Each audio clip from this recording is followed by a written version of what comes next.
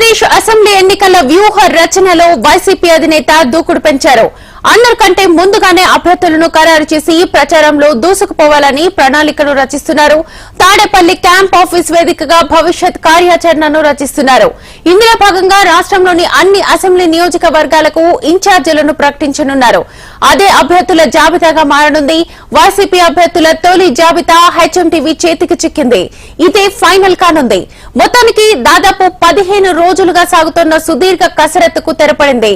గెలుపు గుర్రాలు ఎవరో తేల్చేశారు వైసీపీ అధినేత జగన్.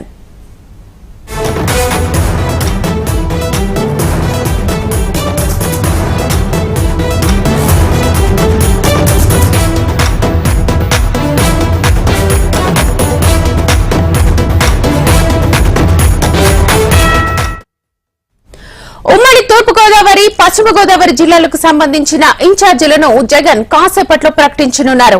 ఇదే అసెంబ్లీ అభ్యర్థుల తుది జాబితా. వీరిలో కొందరు ఎంపీలకు ఎమ్మెల్యే టికెట్లు, కొందరు ఎమ్మెల్యేలకు స్థాన చలనం కలిగింది. మరికొంతమంది సిట్టింగ్లకు టికెట్ దక్కలేదు. ఉమ్మడి తూర్పుగోదావరి జిల్లాలో 4 సిట్టింగులకు ఈసారి టికెట్లు లేనట్టే అని తేలిపోయింది. జ్యోతుల చంటిబాబు, పర్వత ప్రసాద్, పెండం దొరబాబు, కొండేటి చిట్టిబాబులకు ఈసారి టికెట్లు దక్కలేదు. మంత్రి విశ్వరూప్ స్థానంలో అతని కుమారుడు పినిపెట్ శ్రీకాంత్ కు టికెట్ ఖరారైంది. ఎంపీలు మార్గాని భరత్, వంగ గీతలు అసెంబ్లీ బరిలో దిగనున్నారు. ఉమ్మడి పశ్చిమ గోదావరి జిల్లాలో ఒక సిట్టింగ్ కు టికెట్ దక్కలేదు. పోలవరం ఎమ్మెల్యేకు బదులుగా ఆయన భార్య రాజ్యలక్ష్మికి టికెట్ కేటాయించారు. ఉమ్మడి పశ్చిమ గోదావరి జిల్లాలో మంత్రుల స్థానాలు మారలేదు.